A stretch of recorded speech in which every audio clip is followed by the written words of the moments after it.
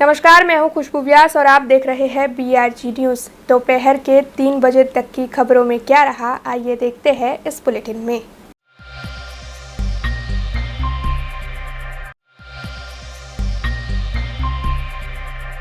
कांग्रेस के नेता राहुल गांधी दाहोद में आदिवासी सत्याग्रह में हिस्सा लेने के लिए वडोदरा एयरपोर्ट आ पहुंचे थे, जहां पर उनका स्वागत करने के लिए गुजरात प्रदेश कांग्रेस प्रभारी रघु शर्मा, शहर कांग्रेस प्रमुख ऋत्विज जोशी, विपक्षी नेता अमीबेन रावत समेत शहर कांग्रेस के अग्रणी और कार्यकर पहुंचे थे। वैसे उस दौरान उन्होंने राहुल गांधी के साथ वडोदरा एयरपोर्ट पर बैठक भी आयोजित की थी, जिसके बाद कांग्रेस के नेता राहुल गांधी दाहोद जाने के लिए रवाना हुए। हालांकि राहुल गांधी की वडोदरा में उपस्थिति के दौरान गुजरात प्रदेश कांग्रेस प्रभारी रघु शर्मा की ओर से कई बात पर पत्रकारों के साथ बातचीत करते हुए बयान दिया गया। दरअसल उन्होंने बयान देते हुए बताया कि कांग्रेस के नेता राहुल गांधी दाहोद में आदिवासियों की लड़त में हिस्सा लेने के लिए आगे बढ़ रहे हैं और आदिवासियों के न्याय के लिए कांग्रेस पार्टी लगातार कार्य करेगी। इसके अलावा नरेश पटेल के मामले में सवाल पूछे जाने पर उनकी ओर से ये बताया गया कि आने वाले वक्त में ही ये स्पष्ट हो पाएगा। तो आइए आपको सुनाते हैं प्रदेश के प्रभारी रघु शर्मा की प्रतिक्रिया।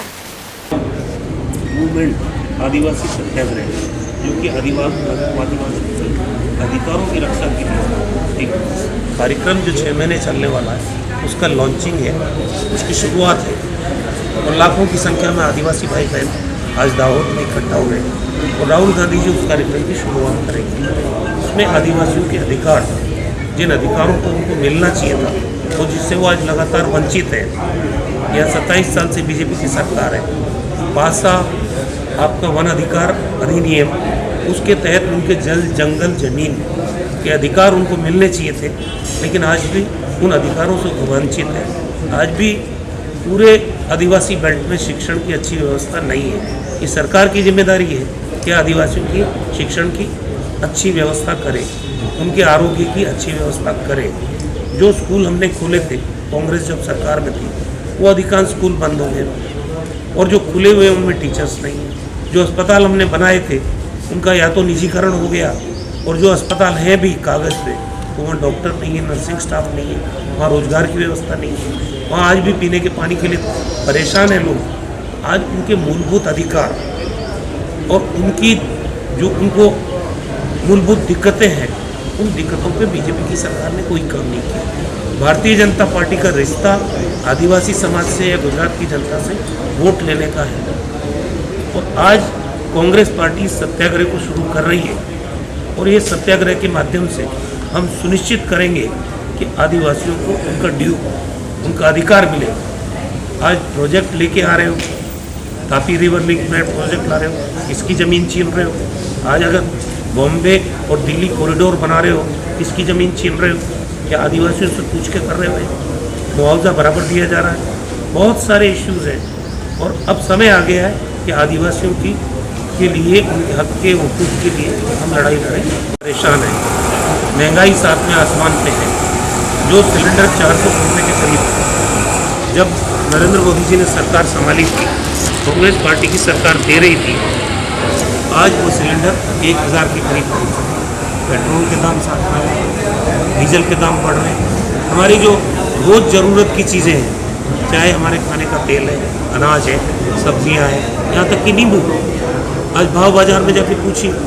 गरीब आदमी और मध्यम वर्गीय परिवार, उनका जीना मुश्किल हो गया। लेकिन बीजेपी क्या करती है? इन मुद्दों से ध्यान हटाती है। सांप्रदायिक तनाव की घटनाएं होती है ताकि लोग चर्चा ही नहीं करें कि आप किस परेशानी से जूझ रहे हो। वादा तो ये किया था इन्होंने कि हम महंगाई कम करेंगे और महंगाई साथ में आसमान पे बढ़ गई। आज कोई जवाब बीजेपी के पास है नहीं। ऐसे हालात में गुजरात की आम जनता परेशान है। पूरे गुजरात में आज पानी का संकट है। कानून ऐसे बनाते हैं जिससे आम आदमी पे चोट पहुंचे। ये मालधारी समाज आंदोलन कर रहा है। आज पशुपालक हमसे पूछा नहीं और ये फ़ायदा किसको पहुंचा रहे हो? आज आदिवासी भी परेशान है, दलित परेशान है। आज गुनाह हो गया डेमोक्रेसी में अगर प्रधानमंत्री जी जो गुजरात के हैं, गुजरात का चुना हुआ नुमाइंदा अगर उनसे ये रिक्वेस्ट करता है कि आप आए हो तो शांति और सद्भाव की अपील भी करते जाओ। उस पर आप आसाम की पुलिस से गिरफ्तार करवाते हो रात के अंधेरे में, और वो भी एक आदिवासी विधायक को। ये लोकतंत्र की हत्या है, ये अपराध है। इस वक्त की बड़ी खबर सामने आ रही है। उसके मुताबिक कांग्रेस के 4 विधायक वडोदरा एयरपोर्ट पर आ पहुंचे और इन चारों विधायकों ने वडोदरा एयरपोर्ट पर आने के दौरान पत्रकारों के साथ बातचीत कर बयान देते हुए कई बड़े खुलासे किए। कांग्रेस के सौराष्ट्र के 4 विधायक प्रताप दुधात, ललित कगथरा, ललित वसोया और किरीट पटेल आज वडोदरा एयरपोर्ट आ पहुंचे। उस दौरान उन्होंने पत्रकारों के साथ बातचीत भी की और पत्रकारों के साथ बातचीत करते हुए विधायक प्रताप दुधात ने एक बड़ा बयान भी दिया। दरअसल उनके बयान के मुताबिक एक ही सप्ताह में नरेश पटेल कांग्रेस में जुड़ेंगे। अहमदाबाद में कांग्रेस के साथ नरेश पटेल जुड़ने वाले हैं, ऐसा बयान विधायक प्रताप दुधात ने दिया है। इसके अलावा विधायक ललित कगथरा ने भी बयान देते हुए बताया है कि नरेश पटेल को साथ रखकर हाईकमान के साथ 3 घंटे तक बैठक की गई थी और नरेश पटेल कांग्रेस में जुड़ेंगे, ये बात तय है। हालांकि जब ललित कगथरा को हार्दिक पटेल के बारे में सवाल किए गए तब उनकी ओर से इस मामले में बयान देना टाला गया। तो आइए आपको सुनाते हैं विधायकों ने क्या क्या बयान दिए हैं। છેલ્લા 3 મહિનાથી નરેશભાઈ પટેલ કઈ પાર્ટીમાં જોડાશે એની ઘણી બધી વાતો થઈ। AAP party, Bhajap party, Congress party, ત્યારે સારા વ્યક્તિઓ રાજકારણમાં આવે એના ભાગરૂપે, એના પ્રયાસ રૂપે અમે ચારેય ધારાસભ્યોએ નરેશભાઈ સાથે વાર્તાલાપ કરી અને હાઈકમાન્ડ સાથે વાતો કરવાનો એક પ્રયાસ કર્યો છે ને બહુ સારી એવી વાત થઈ છે। આવનાર એકાદ વીકની અંદર આ વસ્તુનો એન્ડ આવી જશે અને ખુદ નરેશભાઈ અને અમારું હાઈકમાન્ડ જ આવનાર દિવસોમાં કયા પ્રકારનું ક્યારે ડિક્લેરેશન થશે એ મીડિયા મારફત જણાવશે। જે પ્રમાણે મિટિંગ થઈ છે, જે પ્રમાણે અમે મળીએ છીએ, જે પ્રમાણે અમે હાઈકમાન્ડ સાથે આજે 3 કલાકની જે વાતો થઈ છે એ પ્રમાણે અમને વિશ્વાસ છે કે નરેશભાઈ કોંગ્રેસ સાથે જોડાશે। એવી કોઈ ડખા જેવી વાત જ નથી, ખુલ્લી વાત છે। આપ પાર્ટી આવવાની વાત છે, સીટ શેરિંગની તો વાત જ ક્યાં આવે। જાગ્યા ત્યાંથી સવાર વિચારવાનો સમય નાની વાત તો નથી। સામાજિક અગ્રણી છે, કોઈ નાની વ્યક્તિ નથી અને એ વ્યક્તિનું વ્યક્તિત્વ એ પ્રમાણનું છે કે નિર્ણય લેતા પહેલાં 100 વાર વિચારવું જોઈએ। નિર્ણય લીધા પછી બેકફૂટ ઉપર ના આવવું પડે, એના માટે થોડુંક લેટ ના, એ વાતમાં એટલા માટે તથ્ય નથી। રાહુલજીની હાજરીમાં એટલા માટે નહીં જોડાય। નરેશ પટેલ જ્યારે પણ જોડાશે અમદાવાદ, ગાંધીનગર એટલે કે અમદાવાદ એરિયામાં જ જોડાવાનો એટલા માટે અમે માની શકીએ કે દાહોદ વિસ્તારની અંદર ના જોડાય અને હોમ ટાઉન એટલે મીન્સ કે અમદાવાદની અંદર જોડાય એવું મારું માનવું છે। ના, કોઈ ડિમાન્ડ। ધારાસભ્ય છે કોંગ્રેસ પાર્ટીમાંથી ચૂંટાયેલા છે ને કોંગ્રેસે આ ગુજરાતમાં અને સારા દેશમાં જરૂરિયાત છે અત્યારના સમયમાં। કોંગ્રેસ પાર્ટીના ભાગરૂપે અમે અમારા હાઈકમાન્ડ સાથે ચર્ચા કરીને નરેશભાઈ વહેલામાં વહેલા કોંગ્રેસમાં આવે એના માટેના અમારા પ્રયત્નો છે। અમારા પ્રયત્નો છે કે નરેશભાઈને વહેલામાં વહેલા કોંગ્રેસમાં લેવા જોઈએ, એના માટે અમારા લેવલથી થાય એટલા બધા જ પ્રયત્નો અમે કરીએ છીએ। મને વિશ્વાસ અને ખાતરી છે કે નરેશભાઈ જેવી વ્યક્તિ આજે ગુજરાતમાં જે રીતે યુવાનો બેકારી તરફ જઈ રહ્યા છે, જે રીતે નોકરિયાત વર્ગને આંદોલન કરવું પડે છે, જે રીતે ખેડૂતો પ્રાયમાલ છે, જે રીતે મોંઘવારીએ માજા મૂકી છે, આ તમામ સમસ્યાઓનું ધ્યાનમાં રાખીને ગુજરાત માટે નરેશભાઈ આવે અને આ બધા સમસ્યાનું સોલ્વ થાય એવું ઈચ્છું છું।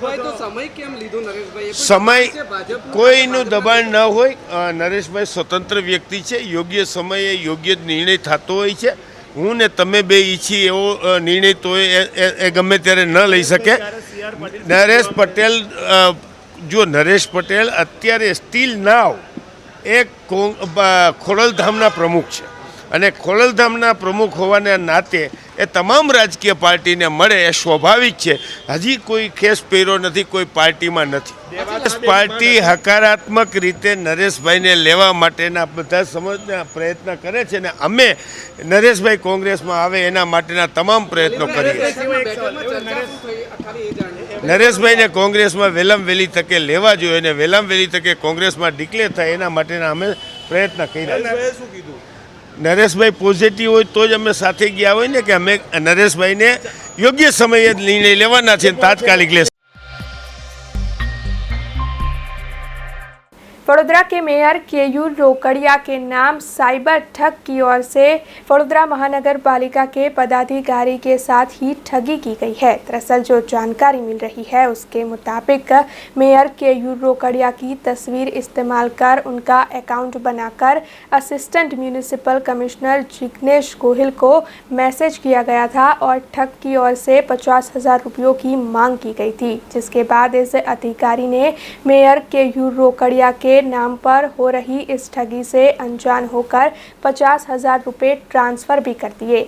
लेकिन जब इस मामले का पता चला तब उन्होंने साइबर थाने में इसकी शिकायत दर्ज करवाई है।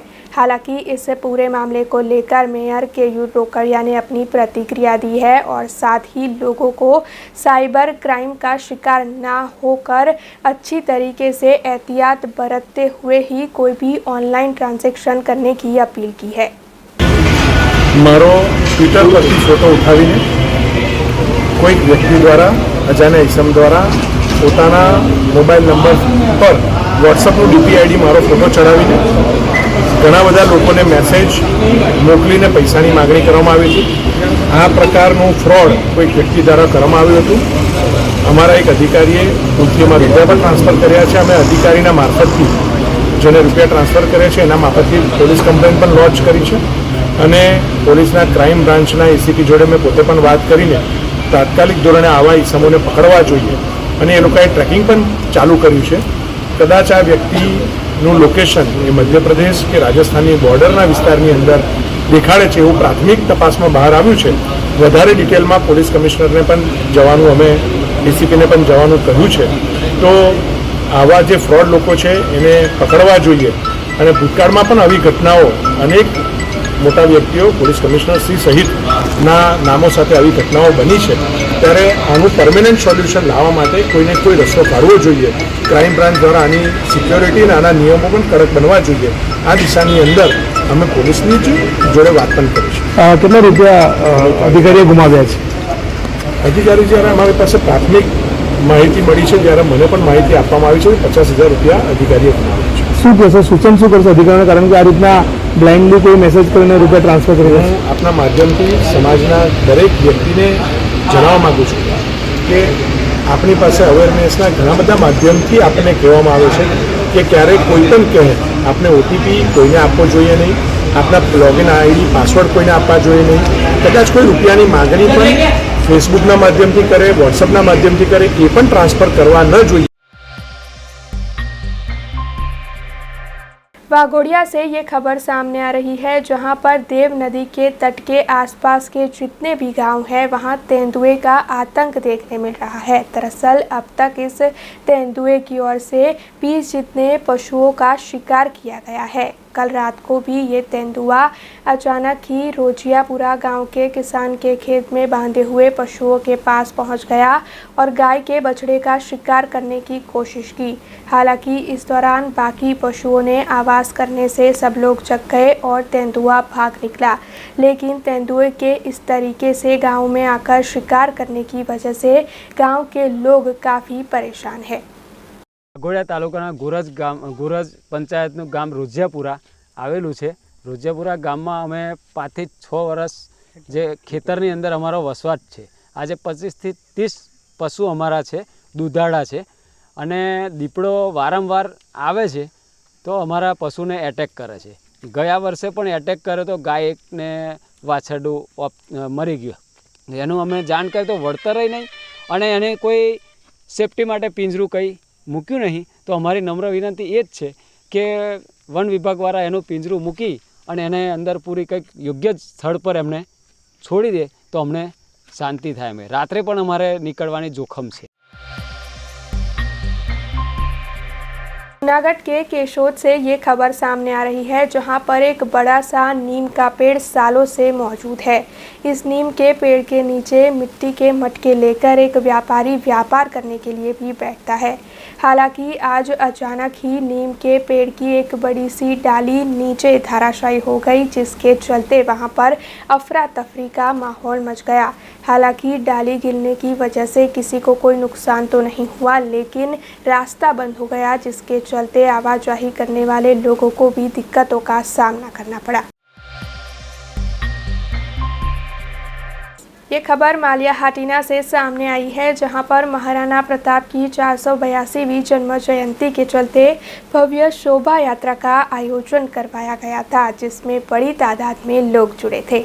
मालियाहाटीना तालुका हाटी क्षत्रिय समाज युवा संगठन की ओर से महाराणा प्रताप जी की 482वीं जन्म जयंती के चलते रेलवे स्टेशन से लेकर श्री रामेश्वर महादेव शहर के मुख्य मार्ग से निकलते हुए श्री रुद्रेश्वर महादेव मंदिर के सामने हाटी क्षत्रिय समाज मैदान तक शोभा यात्रा का आयोजन करवाया गया था, जिसमें घोड़े सवारी के साथ साथ डीजे के ताल पर लोग उत्साह से झूम रहे थे। दरअसल इस शोभा यात्रा के दौरान जूनागढ़ जिला के सांसद राजेश चुडासमा, जूनागढ़ जिला सहकारी खरीद वेचाण संघ के प्रमुख लक्ष्मण भाई यादव, मालियाहाटीना तालुका पंचायत के प्रमुख और अग्रणी राजनीतिक अग्रणी और साथ ही गांव के लोग बड़ी तादाद में जुड़े थे। दरअसल विभिन्न समाज के लोग भी इस शोभा यात्रा के दौरान जुड़े थे और सभी की ओर से भव्य शोभा यात्रा का आयोजन अच्छी तरीके से संपन्न करवाया गया।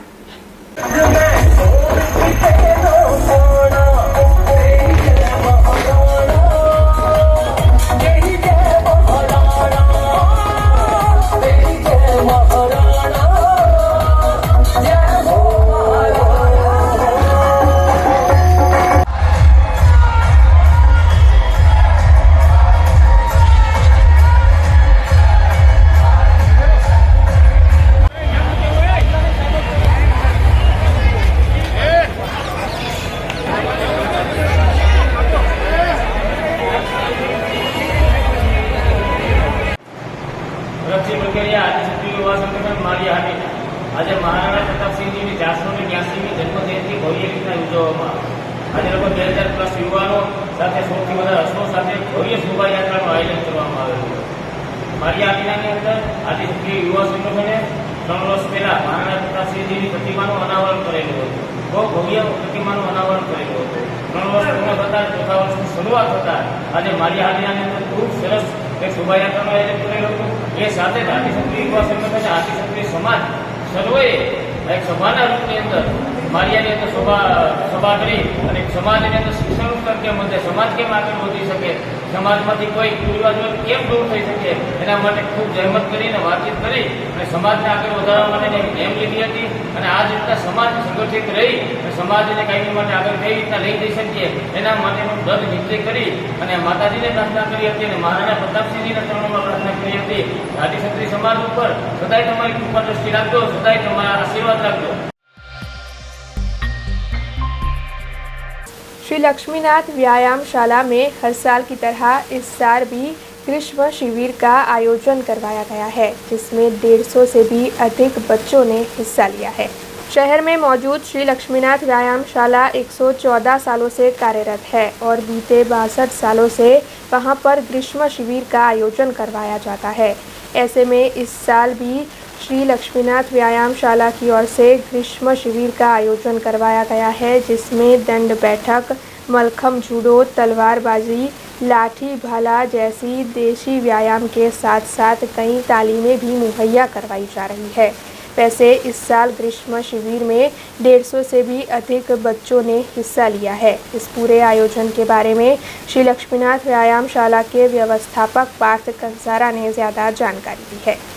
श्री लक्ष्मीनाथ व्यायाम मंदिर ए देशी व्यायाम ने भारतीय व्यायाम चलावती छेल्ला 114 वर्ष जूनी संस्था है અને 62 વર્ષથી કન્ટિન્યુઅસ ગ્રીષ્મ વ્યાયામ શિબિર એટલે સમર કેમ્પ ઉનાળુ વેકેશનનો સદુપયોગ થાય અને બાળકોમાં શરીર સૌષ્ઠવ અને સર્વાંગી વિકાસ થાય એવા હેતુસર લક્ષ્મીનાથ વ્યાયામ મંદિર છેલ્લા 62 વર્ષથી વ્યાયામ વર્ગનું આયોજન કરે છે, જેની અંદર દેશી વ્યાયામ એટલે કે શરીર સૌષ્ઠવ માટે દંડ, કેલેસ્નિક, ડમ્બેલ્સ, લેઝિમ જેવા અનેક દેશી વ્યાયામની પ્રવૃત્તિઓ શીખવાડવામાં આવે છે। લડત જેવી લાઠી, તલવાર લડત છે એ પણ શીખવાડવામાં આવે છે। સાથે સાથે કે જે શરીરના સર્વાંગી વિકાસ કરી શકે એવી રમતો જે કે જુડો, કુસ્તી, મલખમ, યોગાસન આ દરેક રમતની તાલીમ આ ગ્રીષ્મ વ્યાયામ શિબિર દરમિયાન આપવામાં આવે છે।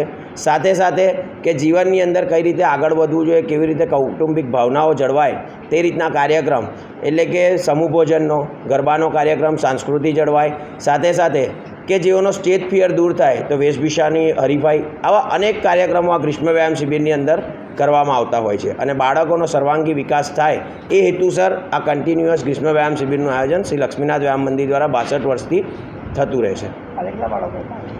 આ ગ્રીષ્મ વ્યાયામ શિબિરમાં 150થી વધુ બાળકોએ આ વર્ષે અમારી સંસ્થામાં ભાગ લીધેલો છે કે જેની અંદર 6 વર્ષથી લઈ અને 14 વર્ષના વિવિધ એજ ગ્રુપના બાળકો છે. જેમ નાના ગ્રુપની અંદર છે 1 થી 4 વર્ષના અલગ અલગ અમે એક કોર્સ તરીકેના કાર્ય એ રાખતા હોઈએ છીએ જેની અંદર 70થી વધુ બાળક છે અને 80થી વધુ બાળકો જે નાના ग्रुपની અંદર भाग લીધો છે.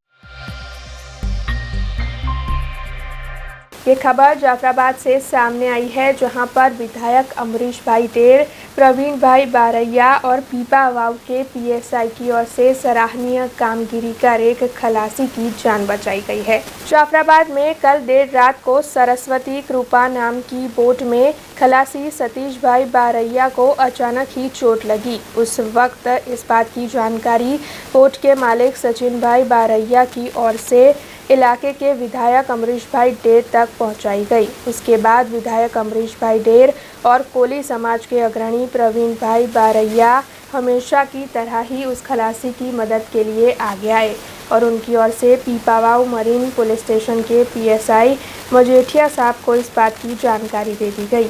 सभी ने जाकर समय सूचकता दिखाते हुए जल्द ही उस खलासी को बोट से बाहर निकाला और फिर इलाज के लिए उन्हें अस्पताल भी भेज दिया गया. 2 દિવસ પહેલા મોડી રાત્રે જાફરાબાદથી ખારવા સમાજના 2-4 મિત્રોના ફોન આવેલા અને એ સંદર્ભે એવી વાત જાણવા મળી હતી કે જાફરાબાદ બંદરથી અંદાજે 70થી 80 નોટિકલ માઇલ દૂર ફિશિંગ કરવા ગયેલ એક ફિશરમેનની તબિયત અચાનક ખરાબ થઈ હતી. એની તબિયત લથડી હતી અને એને રેસ્ક્યુ કરીને જેમ બને એમ ઝડપથી સારવાર મળે એના માટેના પ્રયત્નો કરવાની વાત હતી. ફરજના ભાગ પ્રમાણે તટરક્ષક દળ એટલે કે કોસ્ટગાર્ડ સાથે, મરીન પોલીસ સાથે અને સરકારશ્રી સાથે પરામર્શ કરી અને જેમ બને એમ ઝડપથી આ પેશન્ટ રેસ્ક્યુ થાય અને એમનો જીવ બચે એમના માટેની મહેનત ખારવા સમાજના યુવાનો, અન્ય સમાજના યુવાનો અને તંત્રએ પણ કરી હતી.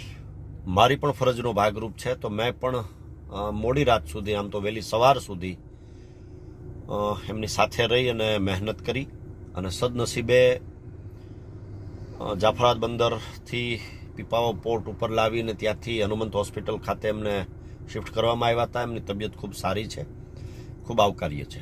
પણ એટલું સરકારશ્રીને ગંભીરતાથી વિનંતી કરવી છે કે છેલ્લા 3 વર્ષથી 4 વર્ષથી હું મહેનત કરી રહ્યો છું કે જે રીતે રોડ ઉપર 108 એમ્બ્યુલન્સ મળે છે એવી રીતે દરિયાઈ પટ્ટી ઉપર માછીમારી વ્યવસાય સાથે સંકળાયેલા લોકોને પણ 108 મળે, જેથી કરીને આવી કોઈ ઘટના બને, ઇમરજન્સી ઘટના બને ત્યારે એનો જીવ બચાવી શકાય.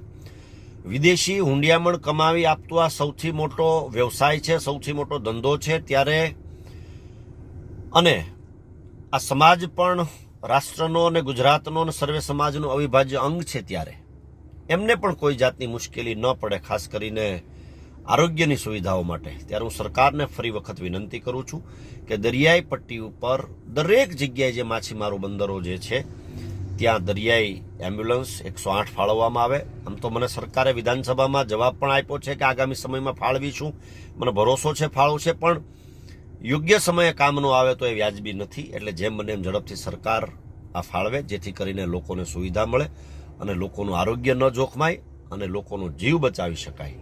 સાથે સાથે તટરક્ષક દળને એટલે કે કોસ્ટગાર્ડને અને મરીન પોલીસને પણ વિનંતી કરું છું કે તમારી પાસે સાધનો હોવા છતાં પણ ઘણું બધું ક્યારેક અમુક સંજોગોમાં ડિલે થતું હશે, હું સમજી શકું છું, પણ એ બાબતમાં પણ જો તકેદારી રાખવામાં આવે તો ચોક્કસપણે નાના લોકોનો જીવ બચી શકાશે અને રાજ્ય સરકાર એમાં કમર કસી રહી હોય ત્યારે વધુ મહેનત સાથે કમર કસે એટલી विनंती करूं. अब खबरों से लगातार अपडेट रहना हुआ आसान.